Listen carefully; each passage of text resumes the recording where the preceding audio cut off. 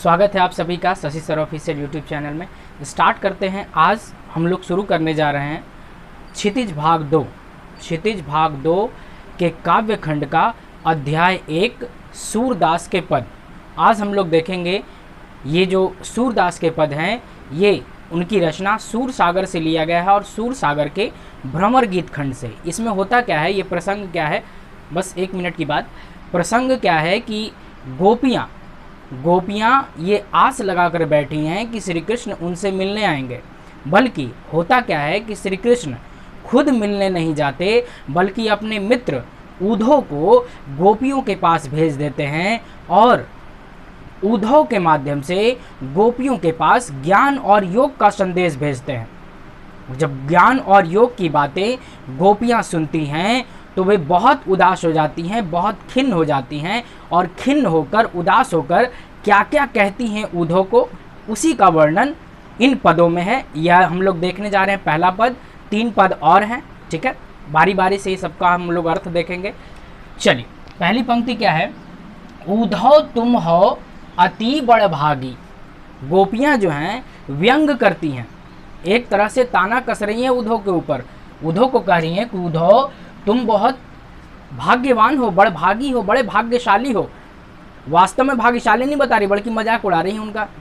उद्धव तुम हो अति बड़े भागी, उद्धव तुम बड़े भाग्यशाली हो, बड़े भाग्यवान हो। कैसे?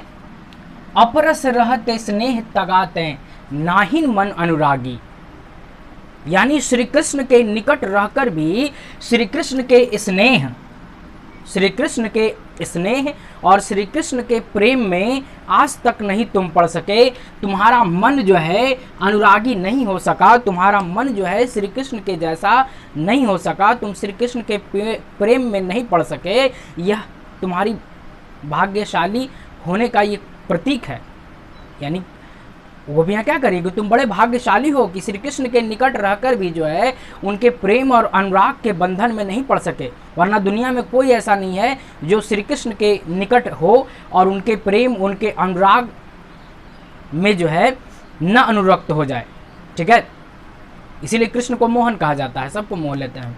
चलिए, तीसरी पंक्ति, पुरैनी पात रहत जल भीतर। पुरैनी का अर्थ होता है कमल, पुरैनी का अर्थ कमल, पात मतलब पत्ता। गोपियां कहती हैं किसको? उद्धव को। पुरैनी पात रहत जल भीतर। जिस प्रकार कमल का पत्ता जल के भीतर होता है, जल के अंदर होता है, तारस देह न दागी, इसके बावजूद उसके ऊपर पानी की एक बूंद ठहरती नहीं है। कमल के पत्ते एकदम चिकने होते हैं, देखिएगा कमल के पत्ते पानी के ऊपर ही होते हैं, लेकिन इतना चिकना होता है कि पानी उस पर अगर गिरे तो पानी उस पर ठहरता नहीं, फिसल जाता है। उसी प्रकार तुम भी हो, तुम्हारे ऊपर कृष्ण का प्रेम और कृष्ण का अनुराग टिकता नहीं। तुम भी चिकने हो, किसकी तरह? कमल के पत्तों की तरह। प्रेम तुम्हारे ऊपर टिकता नहीं है, फिसल जाता है। नेक्स्ट, ज्यों जल माह तेल की गागरी, बूंद न ताको लागी। जिस प्रकार जल के अंदर अगर तेल की मटकी जो होती है तेल से चिकनी हो जाती है, तेल के चलते तेल की मटकी क्या होती है? चिकनी हो जाती है। तो वही कह रही है गोपियाँ उद्धव को कि जो जल माह तेल की गागरी, बूंद न ताको लागी। जिस प्रकार जल के अंदर यदि तेल की मटकी को डाल दिया जाए, तेल की गागरी को डाल दिया जाए, तो तेल की चिकनाई के चलते उसके ऊपर जल या पानी की बूंद नहीं ठहरती। ठीक उसी प्रकार तुम भी किसके समान हो? तेल की गागरी के समान हो, तेल की मटकी के समान हो। चलिए, प्रीति नदी में पाँव न बोरियों। प्रीति नदी में पाँव न बोरियों। कवि के माध्यम से गोपियाँ कह रही हैं कि तुमने प्रेम की नदी, प्रीत की नदी में कभी पाँव नहीं डुबोया है, तुमने प्रीत की नदी में कभी पाँव नहीं बोरा है। दृष्टि न रूप पर आगी, और यही कारण है कि तुम्हारी दृष्टि जो है सौंदर्य के ऊपर, प्रेम के ऊपर कभी पड़ती ही नहीं है, क्योंकि प्रेम की नदी में तुमने कभी अपना पाँव रखा ही नहीं है। प्रेम के विषय में तुम्हें कुछ भी पता नहीं है। सूरदास अबला हम भोरी। सूरदास गोपियों के माध्यम से कह रहे हैं, गोपियाँ कह रही हैं कि सूरदास अबला हम भोरी। गोपियाँ कह रही हैं कि हम क्या हैं? अबला हैं, बेबस है, लाचार हैं, नादान हैं, हम तो भोली भाली हैं, हम जो हैं भोली भाली हैं हम, ठीक है। गुड़ चाटी जो पागी, हम गुड़ चाटने वाली उन चींटियों के समान है जो गुड़ को देखकर उसकी ओर आकर्षित हो जाती हैं, उससे लिपट जाती हैं, उससे चिपक जाती हैं और अंततः ये स्थिति होती है कि उसमें इतनी ज़्यादा लीन हो जाती हैं कि खुद को उससे छुड़ा नहीं पाती और अंत में वहीं चिपक कर तड़प तड़प कर अपने प्राण की आहुति दे देती हैं। आप लोग देखे होंगे, गुड़ कहीं भी हो, गुड़ कहीं भी हो, अभी कहीं भी फेंक दिया जाए, तुरंत चींटी को न जाने कैसे पता चल जाता है, गुड़ के ऊपर वो आकर्षित होकर दौड़ी चली आती है और गुड़ में ही चिपकी रहती है और कई बार तो देखिएगा चींटी उसी में चिपक कर मर भी जाती है। तो यहाँ गोपियों ने जो है क्या बताया है, श्री कृष्ण को गुड़ बताया है और खुद को चींटी बताया है कि जिस प्रकार चींटियों को गुड़ क्या कर लेता है, आकर्षित कर लेता है, उसी प्रकार हम भी आकर्षित है किसके ऊपर, श्री कृष्ण के ऊपर। चलिए, एक हो गया पद, अब देखते हैं दूसरा पद। चलिए देखते हैं दूसरा पद। दूसरा पद भी संबोधित है उद्धव को। मन ही मन की मांझ रही, गोपियाँ कहती हैं उद्धव को कि हमारे मन की बात जो है हमारे मन में ही रह गई, हमारे मन की बात हमारे मन में ही रह गई। कहिए जाई कौन पै उद्धव, गोपियाँ कह रही हैं कब हम अपने मन की बात किससे कहें उद्धव। कही परत न कही, वैसी बात जो को केवल हम श्री कृष्ण से कहना चाहते थे, अब हम वो बात किससे कहें, इसलिए हमारी मन की बात क्या रह गई, मन में ही रह गई। अवधि आधार आस आवन की, अवधि यानी समय, गोपियाँ कह रही हैं कि उनके आने की अवधि अब क्या हो गई, समाप्त हो गई। अवधि आधार आस आवन की, उनके आने की अवधि और समाप्त हो गई और हम आशा और उम्मीद लगाकर बैठे थे कि वे आएंगे, तन मन बिथा सही, और हम अपने तन से अपने मन से ये सोच कर व्यथा, ये सोच कर दुखों को, ये सोच कर कष्टों को सह रहे थे कि श्री कृष्ण आएंगे तो हमारे सारे कष्ट, हमारे सारे दुख क्या हो जाएंगे, दूर हो जाएंगे, लेकिन अब वो तो आएंगे ही नहीं। अब इन जोग संदेशनी सुनी सुनी,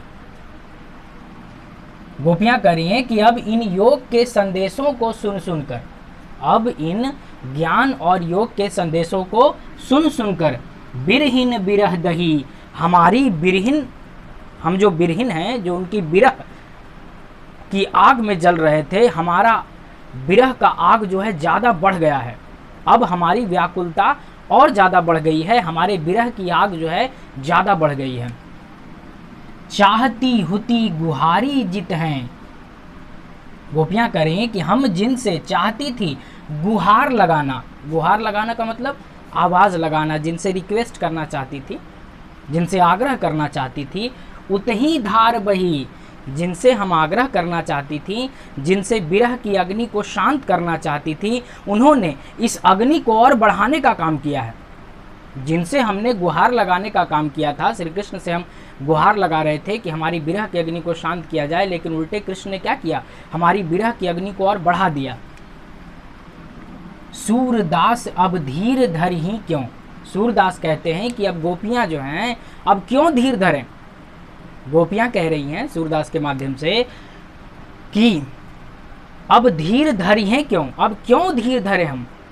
मर्यादा न लही, श्री कृष्ण ने अपनी मर्यादा का पालन नहीं किया, श्री कृष्ण का जो फर्ज था, श्री कृष्ण ने अपने उस फर्ज का पालन नहीं किया, उनको मिलने आना चाहिए था। ये प्रेम का उन्होंने अपमान किया है, ये प्रेम का उन्होंने अपमान किया है। एक तरफ लोग तड़प रहे हैं उनसे मिलने के लिए और वो क्या कर रहे हैं, आने के बजाय प्रेम और ज्ञान योग का संदेश भेज रहे हैं। उन्होंने इस मर्यादा को क्या कर दिया है, तोड़ दिया है। इसीलिए अब हम धीर नहीं धरेंगे, हमारी विरह की अग्नि शांत नहीं हुई बल्कि और ज़्यादा क्या हो गई है, बढ़ गई है। अब चलते हैं हम लोग तीसरे पद की ओर। चलिए देखते हैं तीसरे पद को। तीसरे पद में क्या है, गोपियाँ कहती हैं उद्धव से, हमारे हरि हारिल की लकड़ी, हमारे लिए हरि अर्थात कृष्ण जो हैं वो हारिल की लकड़ी के समान है। हारिल एक पक्षी होता है जो हर समय अपने पंजों में जो है एक लकड़ी जो है हमेशा पकड़े रहता है, क्योंकि हारिल पक्षी लकड़ी के सहारे ही रहता है। उसको ऐसा लगता है कि इस आसमान में अगर कहीं हम गिर गए तो ये लकड़ी जो है जिसको हम पकड़े हुए हैं ये गिरने से हमें क्या कर लेगी, बचा लेगी। ये उसका भ्रम होता है, वास्तव में ऐसा कुछ होता नहीं है। तो हारिल की लकड़ी हारिल के लिए इम्पॉर्टेंट होती है। इसलिए कौन, गोपियाँ कहती हैं किससे, ऊधो से, कि हमारे लिए हरि किसके समान है, हारिल की लकड़ी के समान है। जिस प्रकार हारिल लकड़ी को दृढ़ता से पकड़े रहता है, उसी प्रकार हमने श्री कृष्ण को क्या कर रखा है, पकड़ रखा है। मन क्रम वचन नंद नंदन, गोपियाँ कहती हैं कि हमने मन से, कर्म से, वचन से नंद के नंदन, नंद का मतलब नंदराय जी और नंदन का मतलब बेटा, तो नंद के बेटा कौन, कृष्ण। अर्थात हमने मन से, कर्म से, वचन से नंद के बेटा अर्थात श्री कृष्ण को यह दृढ़ कड़ी पकड़ी, हमने दृढ़ता पूर्वक श्री कृष्ण को पकड़ रखा है। जिस प्रकार दृढ़ता पूर्वक कौन पकड़े रहता है, हारिल जो है लकड़ी को पकड़े रहता है। जिस प्रकार हारिल को विश्वास रहता है कि इस गगन में गिरने से बचाएगा लकड़ी, उसी प्रकार इस संसार में हमने श्री कृष्ण को पकड़ रखा है कि सभी तरह के संकटों और सभी तरह की परेशानियों से हमें कौन बचाएंगे, श्री कृष्ण।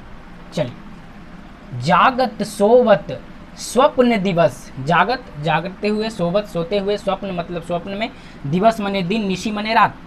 जागत सोवत स्वप्न दिवस, जागते सोते दिन में रात में, कान्ह कान्ह जकरी, जागते सोते दिन में रात में हम हर समय कान्हा कान्हा अर्थात कृष्ण कृष्ण ही जपती रहती हैं, अर्थात कृष्ण का नाम रटती रहती हैं दिन में रात में, सोते जागते हर समय।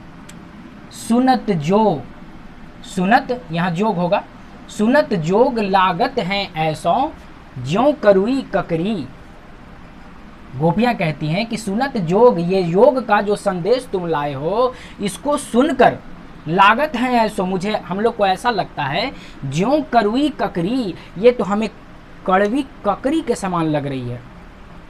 इसको सुनकर हमें कैसा लग रहा है, कड़वी ककड़ी जैसे अगर कोई खा ले तो मुंह कैसे एकदम टेढ़ा हो जाता है, मुंह एकदम बेकार सा हो जाता है। उसी प्रकार कहती हैं गोपियाँ कि इस योग के संदेश को सुनने के बाद हमें ऐसा लग रहा है जैसे हमने कड़वी ककड़ी को चख लिया है, कड़वी ककड़ी के समान हमें लग रही है, कौन लग रहा है, कौन, योग का संदेश।